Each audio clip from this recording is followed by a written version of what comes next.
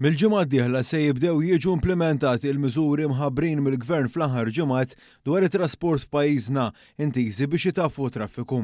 Dan intqal mill-Ministru politikament responsabbli Chris Bonnet waqt li t-tnejn filgħaxija ġie intervistat fil-programm fuq Xandir Nazzjonali Extra illi tratta dan is-suġġett. Il-ġimgħa d-dieħla fl-20 ta' April sa jkollna ir-rollout ta' numru enormi ta' karozzi tal-linja ġodda, housing estates, modifications fir-rotod dik hija l-ewwel waħda li dieħla. Ħajkun hemm l-oħrajn bħal park and ride ta' raħal ġdid. Dawn il-miżuri huma fost l-ewwel 11 il-miżura li se jidħlu fis-seħħ sa Ġunju li ġej fost il-45 li tħabbru mill-Gvern fl-aħħar ta' Marzu. Il-Ministru tenna li imbagħad lejn l-aħħar ta' Ġunju mistenni ħabbar li huma se jkunu t-tieni set ta' miżuri li se jkunu qegħdin jidħlu fis-seħħ għat-tliet xhur ta' wara. Imbagħad wieħed għax dejri noqgħdu attenti wkoll, wieħed jara kif sejrin il-miżuri wkoll biex jekk ikun hemm bżonn anke naġġustaw xi affarijiet, l-importanti li ma nkunux superfi f'dan l-eżerċizzju. Irdu naraw illi l-miżuri li ħerġin qed jittieħdu min-nies u jekk hemm bżonn nitwikjaw. Dan il-proċess mistenni jibqa' dej biex fi żmien sena u nofs jew 18-il xahar ikunu iddaħħlu l-miżuri kollha li tħabbru, madankollu l-miżuri mħabbrin jappartienu biss għal dawk intiżi li jħallu l-effett tagħhom fi żmien qasir. Għaldaqstant il-Ministru enfasizza li fi xhur li ġejjin se jitħabbru pjani oħrajn għal medium term u dawk fit-tul. Jiena billi għadni ma ħabbarx il-medium u l-long, ma jfissirx li mhux qed naħdmu fuqhom.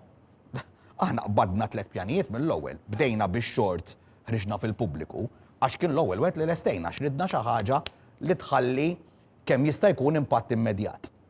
Il-medium nista' ngħidlek minn issa sa jiffoka fuq il-baħar u fil-ġimgħat li ġejjin sa nkun qiegħed nagħti update importanti fuq l-ivvjaġġar tat-trasport pubbliku permezz tal-baħar. Bl-istess mod aktar tard mistenni li jitħabbar pjan b'miżuri fit-tul li se jkun marbut ma' trasport tal-massa. Il-Ministru wieġeb anke l-kritika tal-Partit Nazzjonalista li kif għal kontrarju tal-impressjoni li qegħdin jippruvaw jagħtu, il-Gvern qatt ma tefa' fuq l-iskaffa l-pjani fit-tul b'rabta ma' traffiku.